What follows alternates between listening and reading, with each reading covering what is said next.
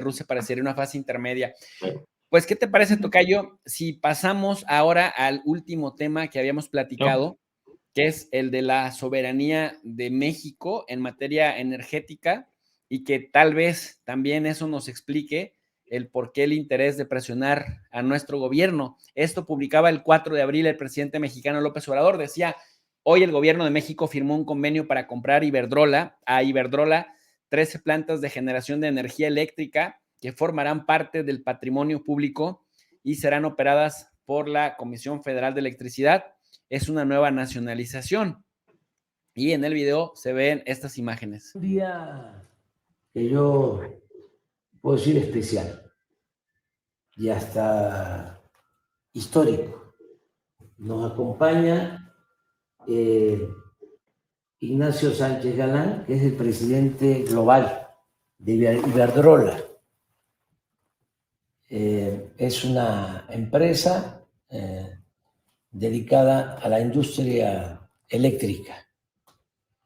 Nos acompaña también Enrique Alba, que es el gerente de Iberdrola en México, y David Mesonero, que es director general de desarrollo de Iberdrola, y Rogelio Ramírez de la O, secretario de Hacienda, el licenciado Manuel Bartlett, director de la Comisión Federal de Electricidad, y Gabriel Giorgio, subsecretario de Hacienda. Estamos sellando, estamos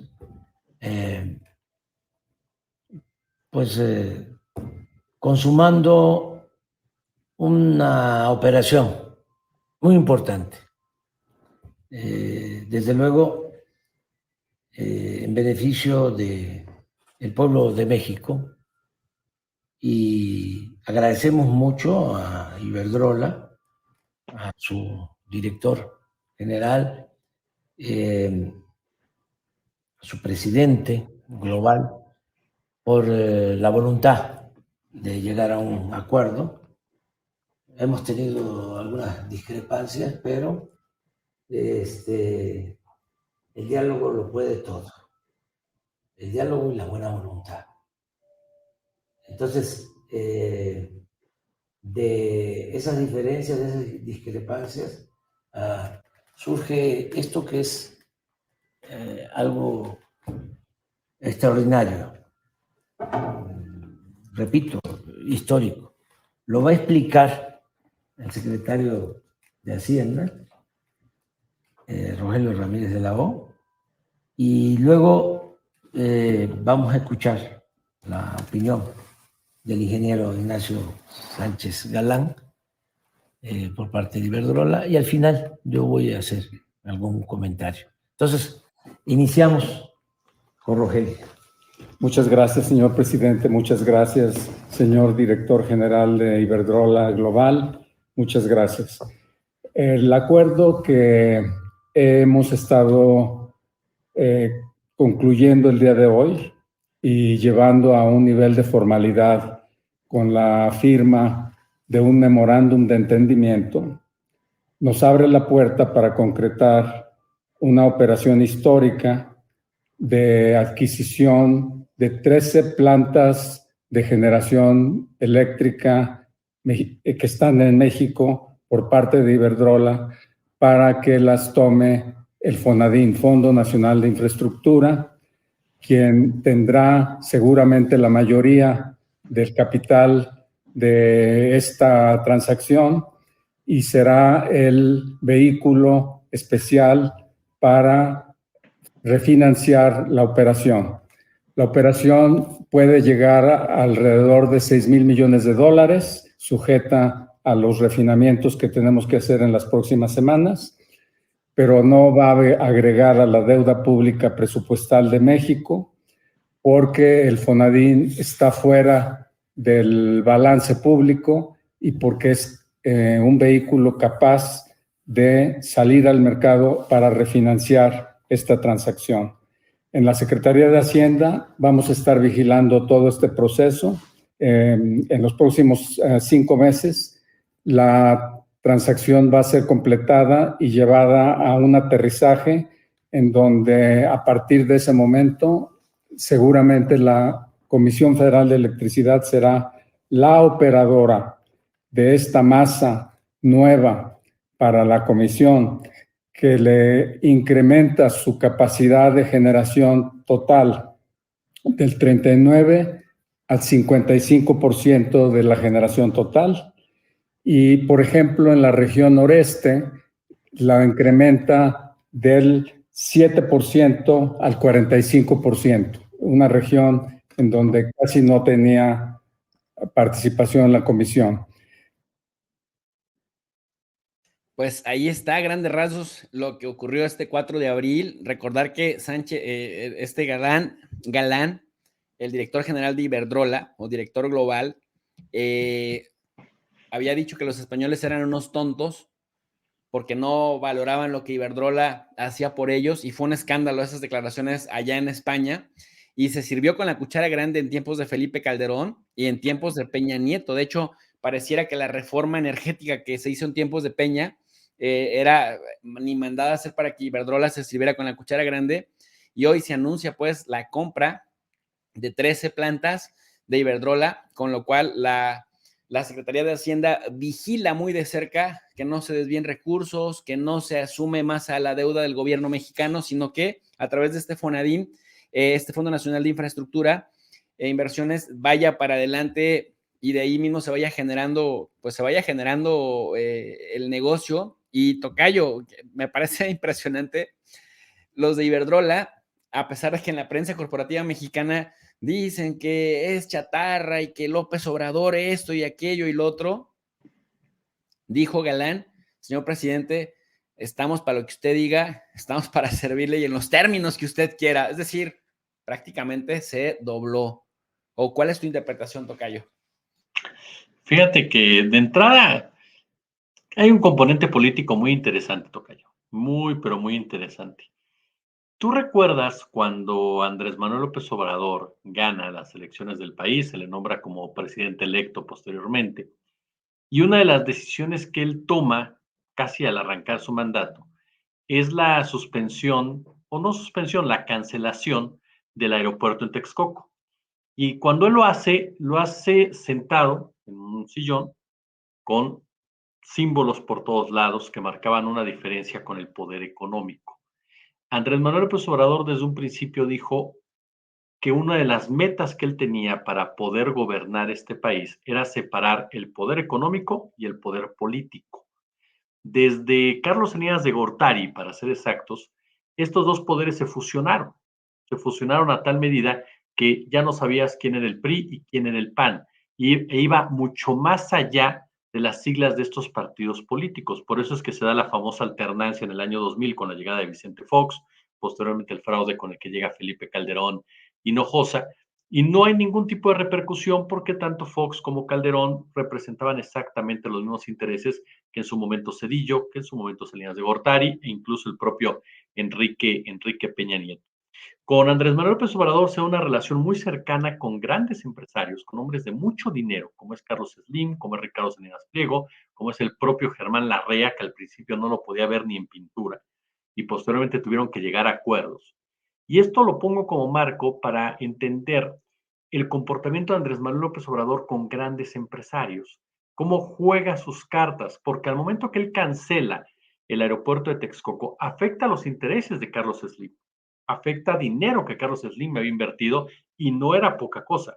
Y sin embargo, tuvo obviamente que imponer o llegar a llevar a tomar una decisión a unas sabiendas que podía generarle un conflicto con Slim, y finalmente no ocurrió, porque supo manejarse desde el punto de vista de que él es la cabeza de un gobierno y no es el gerente de los intereses del poder económico. Y eso es a lo que me lleva el comparativo y ese mensaje político que te decía. Con Felipe Calderón y con Enrique Peña Nieto, efectivamente, como bien señalas, y coincido totalmente contigo, Iberdrola se sirvió con la cuchara grande, pero se sirvió con la cuchara grande porque lo dejaron que se sirviera, porque le permitieron que lo hiciera, porque le hicieron leyes a modo, a tal grado que hoy Peña Nieto y Calderón están en España, los dos, perfectamente protegidos por los intereses que generaron no solamente con Iberdrola, sino también con otras empresas como Repsol y unas más, que son hoy por hoy quienes los están respaldando a aquel lado del mundo. Pero aquí hay un factor también que López Obrador marca una diferencia entre él y Felipe Calderón, marca una diferencia entre él y el neoliberalismo como tal, aun y cuando efectivamente no ha habido cambios en el sistema financiero de México tan a fondo, que esto sí lo podría llevar a un rompimiento con la clase empresarial que no le convendría a nadie, así de sencillo. López Obrador sabe perfectamente que tiene que ir dando pasos constantes que lo vayan consolidando a él como un poder autónomo al financiero. Y eso marca una diferencia con Calderón. Y esta decisión de Iberdrola es fundamental para decir, yo hago las cosas diferente. Mientras Felipe Calderón les entregaba el sector, yo lo estoy recuperando.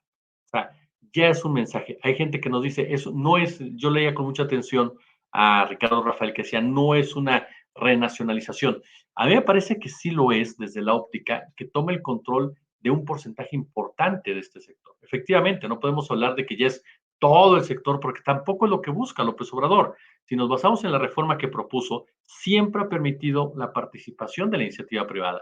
Lo que está haciendo es limitar la voracidad de esa iniciativa privada, que puede ser muy útil si le pones límites, si le pones candados de cierta manera, que ellos hagan su negocio, generen su negocio, pero que no saquen y no exploten en su propio beneficio, como sucede con la minería, por ejemplo. Hay un detalle más que es importante destacar, lo que yo tocayo, y hablamos de BlackRock. BlackRock, todos sabemos que es uno de los grandes protagonistas de la economía mundial, de los personajes, vamos a decirlo así, que impone que se hace y que no se hace en materia financiera. López Obrador ha tenido contacto directo con Larry Fink, quien es su principal, o una de sus principales cabezas, un CEO, el CEO más importante de BlackRock. Y BlackRock tiene intereses en Iberdrola. BlackRock forma parte precisamente del grupo que manda en Iberdrola. Entonces, me parece que López Obrador negoció por afuera de este grupo con el que estuvo sentado para llegar a este acuerdo en particular. Y BlackRock sabe perfectamente que cómo tiene que operar para no generar conflictos. ¿Por qué razón? Porque piensan igual que el ingeniero Carlos Slim. Cuando López Obrador comienza a avanzar en su campaña y comienza a doblar de tal manera la diferencia con Ricardo Anaya, José Antonio Meade, hay esta famosa reunión en donde un grupo de empresarios, entre ellos Claudio X Papá, Claudio X Hijo, el dueño de FEMSA, que ahorita se me escapa su nombre, pero lo apodan el Diablo, también Alberto Ramírez y otros más, le piden directamente a Enrique Peña Nieto que baje a Meade para apoyar a Anaya. Peña Nieto no lo hace no por demócrata, sino porque tenía diferencias políticas con Anaya, que se había acercado a Carlos Salinas de Gortari y que juntos querían quitarle la posibilidad de nombrar a su sucesor. Y Peña Nieto ya tenía un rompimiento con Salinas por el tema Claudia Ruiz Massieu. Entonces, por supuesto que Peña no iba a apoyar a Anaya por esas intenciones, pero además, cuando hubo por ahí, y eso lo sabemos perfectamente quienes estuvimos cerca de la campaña, hubo por ahí una, digámoslo así, solicitud de un empresario, Claudio X Padre, en donde habla de acercar a un candidato a López Obrador, recortar la victoria, la ventaja, y entonces perpetrar algo que impidiera su victoria, un fraude, pocas palabras. Pero entre los hombres del dinero que se oponen está Carlos Slim. Y una de las frases o comentarios que se trascendió que se pudo haber dicho fue que no les interesaba como hombres de negocios incendiar la pradera. Bueno, Larry Fink es igual. Él sabe perfectamente, y BlackRock sabe perfectamente cómo operar y cuándo operar. Y por lo tanto, en este momento consideraron que lo más adecuado era apoyar una negociación para que se recuperara precisamente este número de plantas. Ahora, a mí me queda claro que la oposición es esquizofrénica, porque yo recuerdo perfectamente hace menos de un año, cuando diferentes analistas financieros hablaban de que Iberdrola había sido lo mejor que le había pasado a este país y que tenía plantas de gran tecnología y que estaba generando tanta energía y que era necesario porque estaban instaladas. Y ahora resulta que estas mismas plantas que eran un fenómeno de tecnología, resulta que ya son chatarra, ¿no? O sea, tan solo 6, 7 meses después. Entonces sí me parece que hay una esquizofrenia ya impresionante, pero sí me queda claro que López Obrador, con esta decisión, manda un mensaje político muy claro, manda un mensaje de separación del poder económico al poder político, que es fundamental, en definitiva, y sobre todo sí recupera un importante porcentaje de un sector que no puede estar en su mayoría manejado por intereses privados. Y eso no es una cuestión ideológica, tocayo, es una cuestión histórica. Lo hemos visto en California. Yo recuerdo muy bien al ex gobernador de California, Gray Davis, cuando abiertamente dijo, el peor error que cometimos en California fue entregarle la distribución, producción y generación de energía eléctrica a privados. Acabamos de ver a Manuel Macron tomando decisiones para revertir esta situación. Acabamos de ver a Alemania tomando decisiones al respecto. ¿Por qué? Porque se dan cuenta que la voracidad de la iniciativa privada lo hace incompatible con el manejo de recursos naturales, que aparte de todo son finitos en muchos casos. Y por lo tanto también, además de los recursos naturales, los combustibles. Entonces, ellos saben perfectamente que es una decisión que toma López Obrador y que es por la vía correcta y que va en dirección a como lo están haciendo otros gobiernos que los mismos de la oposición que ahora critican a López Obrador han aplaudido de manera fervorosa por su compromiso con el desarrollo. Oye, y si los ponemos en un plano más global, y si Ignacio Galán es jefe de Felipe Calderón, o lo fue, que el conflicto te interesa además, y López Obrador dobló a Galán, luego entonces, en una analogía de lógica básica, pues López Obrador es el jefe de Calderón, está por encima de Calderón. En fin, de las cosas que trae la vida. Quiero agradecerle a Cris M por el superchat que nos hace llegar y también a don Benigno Rodríguez, que fue muy benigno con este superchat. Gracias. Pregunta, ¿cómo convenció AMLO a Iberdrola de que vendiera? Y yo me sumo a otra pregunta, Tocayo. Además de cómo lo convenció, cómo los dobló, ¿sí podríamos decir que es una nacionalización?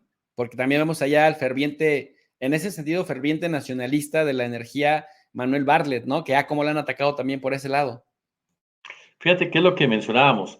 Yo de entrada creo que no se puede hablar de una nacionalización con el concepto que la conocemos, es decir, que el Estado tome el control total del mercado. O sea, me parece que no, que obviamente no lo es, pero reitero, no es ni siquiera lo que se está buscando. O sea, no es ni siquiera la meta como tal, pero sí se puede hablar de un control por parte del Estado de la mayoría del mercado. Y eso te da una independencia en lo mismo. Dejas de depender de la iniciativa privada para la generación, distribución y producción de energía. Por lo tanto, sí me parece que es una medida que más que darle un tono de nacionalización, porque inmediato te remonta a Adolfo López Mateos, no, sí es verdad que te da independencia y que te da soberanía sobre tu recurso.